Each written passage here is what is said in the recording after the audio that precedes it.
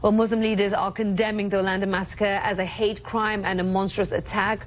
Hussam Ayloush is the executive director of the Los Angeles division of the Council on American Islamic Relations.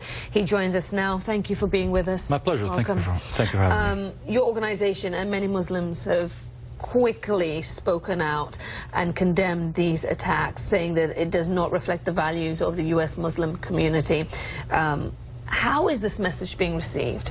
So far, very well received, because it's heartfelt. It's like any American today, with compassion, feeling the horror of what happened today. This is something that no words can express, the sorrow, the sadness, the anger that many of us feel as Americans, as humans, but also as Muslims, especially with the perpetrator claiming to be Muslim.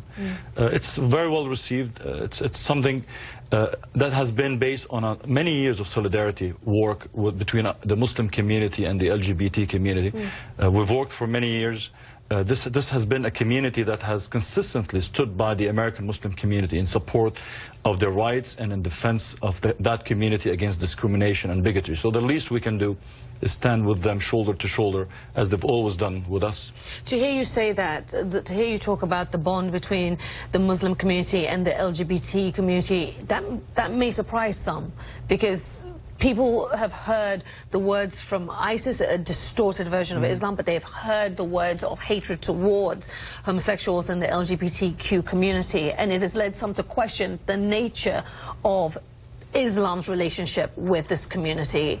Sure. I mean, Islam's view regarding homosexuality are very similar. The views are very similar to what Christianity and Judaism. They range, they're very diverse. But the reality is, what we're dealing with is ISIS. ISIS has nothing to do with Islam. So looking at what Islam says is really irrelevant. ISIS, let's not forget, has placed even American Muslims on their target list, including our national executive director and many Muslim leaders. The main target of ISIS had around the world. So what we're dealing is with sick-minded people with really no religious basis. They've committed crimes that are barbaric against people who they deemed as enemies. So what is important today is to remember that ISIS does not speak for Muslims, certainly not for American Muslims, and we stand all together in solidarity in refusing to allow anyone to create a wedge between us Americans. That's the beauty of America. We can have differences of opinion, differences of the way we believe, the way our sexual preferences, our races, our color. But every American has to feel safe.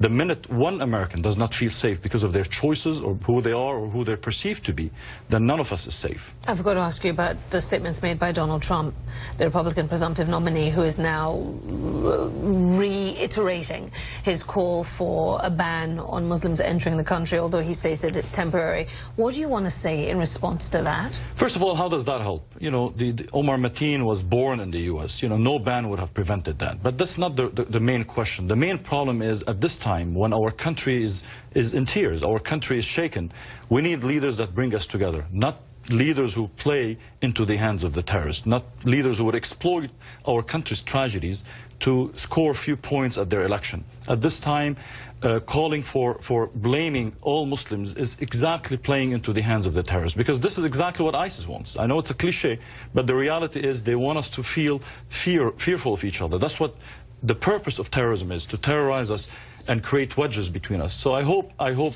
most people in America would see through this and realize this is not the time to play divisive politics and politics of fear. Hussam Ayloush, thank you so much for joining us and speaking out and sharing your message. Of course. Thank you.